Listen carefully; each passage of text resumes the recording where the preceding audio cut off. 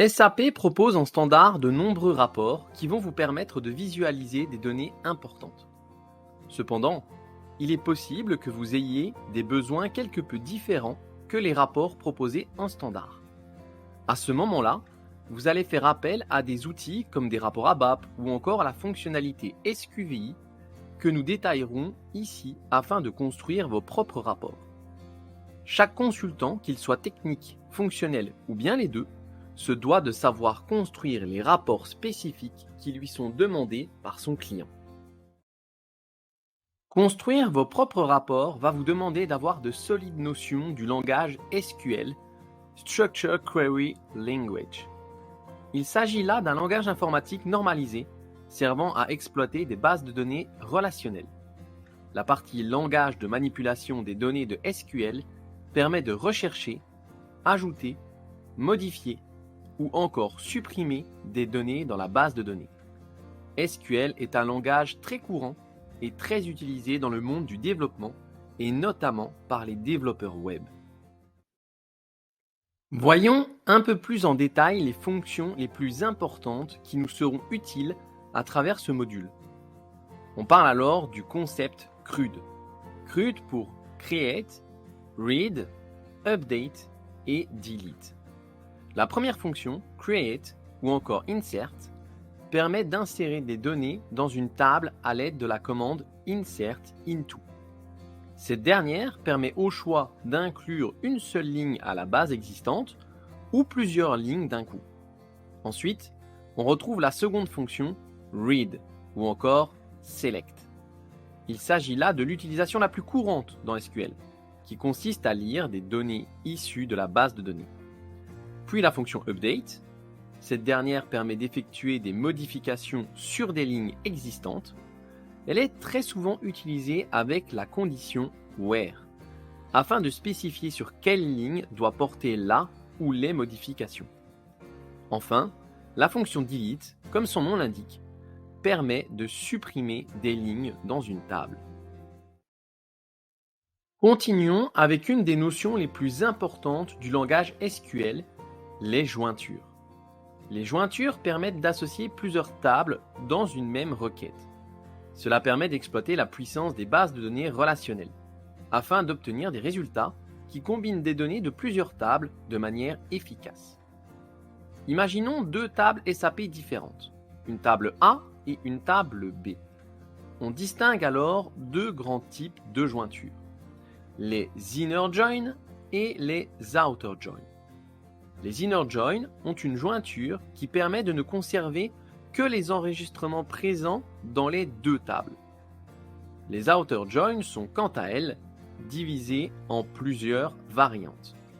Left outer join, right outer join ou encore full outer join. Tout d'abord, la jointure left outer join va permettre de conserver tous les enregistrements de la table A ainsi que ceux en commun de la table B.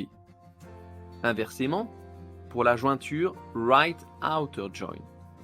Enfin, la jointure full outer join retourne tous les enregistrements de la table A ainsi que ceux de la table B. Tu as désormais des notions du langage SQL qui te seront grandement utiles pour pouvoir créer tes propres rapports personnalisés.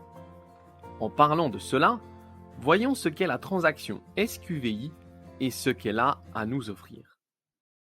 Dans SAP, il existe une multitude de transactions qui vous permettront d'effectuer ce qu'on appelle des reports, c'est-à-dire une transaction qui vous amène vers un écran de sélection, vous permettant de préfiltrer des données, puis en l'exécutant, d'afficher les données présentes dans SAP. Prenons cet exemple, la transaction MB51.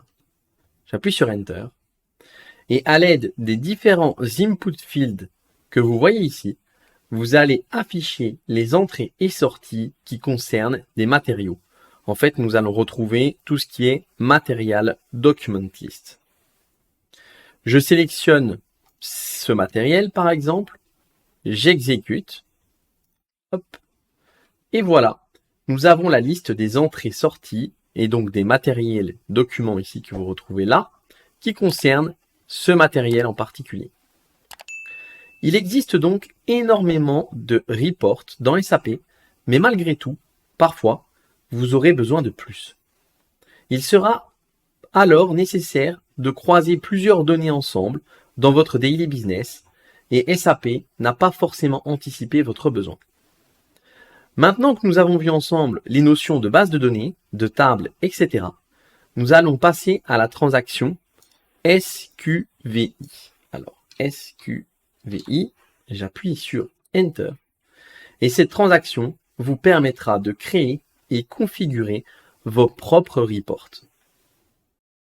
La première chose à faire est de définir le nom de votre Quick View, donc la vue rapide qui vous permettra d'afficher vos différentes données. Ici, j'ai inscrit SPRO Report. Et ensuite, je vais cliquer sur le bouton Créer.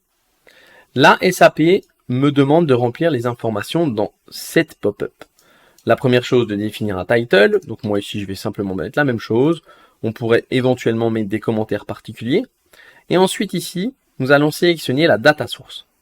Les deux qui vont nous intéresser, et particulièrement une, nous avons une table. Donc tout simplement, vous allez aller rechercher une table, comme on l'a vu dans SECZN, et vous allez en créer un report. Ou alors, une table join, ce qui va nous intéresser ici. Dans la table join, nous allons pouvoir faire des jointures entre différentes tables et pouvoir du coup créer notre rapport en fonction des informations dont nous avons besoin. Une fois que j'ai sélectionné ces infos, nous faisons Back and Apply Change. À ce moment-là, SAP va nous générer notre première vue ici et nous allons devoir aller chercher des tables. Alors vous voyez ici maintenant nous avons un onglet et nous avons ici Insert Table. Je clique dessus et ici il me demande quelle table je veux ajouter ou joindre dans notre report. Nous allons nous tourner ici vers des tables qui concernent les customers. Et je vais commencer par la table KNA1 ici. Et je continue. Cette table est une table qui concerne les Customer Master Data. Je continue et ici, voilà ma première table ajoutée, General Data in Customer Master. Vous voyez du coup tous les champs techniques ici et puis leur description. Et on peut voir du coup tous les champs qui composent notre table. Une fois que nous avons ajouté notre première table, nous allons insérer une nouvelle table, Insert Table. Et je vais choisir la table KNVV. Je continue. Et ici, vous voyez qu'SAP lui-même a créé un lien. En fait, il a reconnu que le champ technique ici, KUNNR, Customer Number, était identique au champ ici, KNNR, de cette autre table. Et donc, SAP s'est dit, ah bah d'accord, vous voulez joindre cette table-ci avec cette table-là, et la jointure va se faire sur le champ identique, ici, KUNNR. Et vous voyez ici la navigation, il effectue les différents liens en fonction des tables choisies. Je vais en ajouter une dernière, Insert Table, et je vais choisir la table KNB1, celle-ci. Je continue. Et ici, pareil, SAP m'a refait le lien vers le KUNNR. Donc c'est très pratique. SAP, en fonction des différents champs techniques, peut déjà établir les liens. Vous voyez qu'ici, c'est la clé primaire. Donc c'est une clé unique. Ce sera un numéro unique du coup dans cette table. Et donc on est sûr et certain que cette jointure sera efficace puisque ce champ est unique. Une fois que nous avons ajouté nos trois différentes tables, nous allons pouvoir continuer. Mais avant tout, une dernière chose, vous avez vu qu'ici, SAP a créé les liens pour vous, mais il est possible de pouvoir créer des liens par vous-même.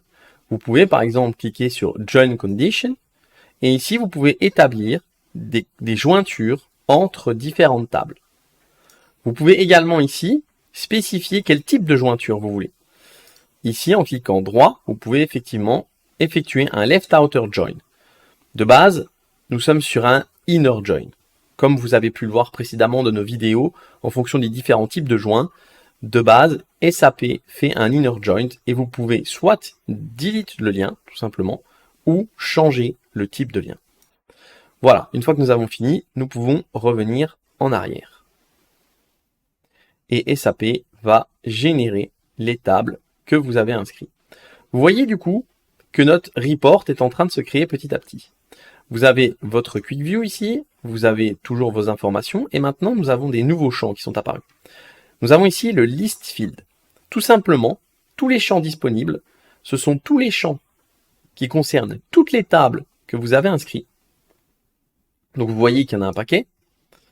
Et ici, vous avez les fields dans la liste, ceux que vous allez vouloir afficher dans votre report. Donc pour l'instant, aucun field n'apparaît. Je décide, moi, par exemple, de faire apparaître le Customer Number. Je le fais passer de l'autre côté. Je décide de faire apparaître plusieurs champs au hasard, juste pour vous montrer, mais vous pouvez utiliser, bien sûr, ici, la recherche pour choisir des champs particuliers à afficher. Je les fais basculer de l'autre côté.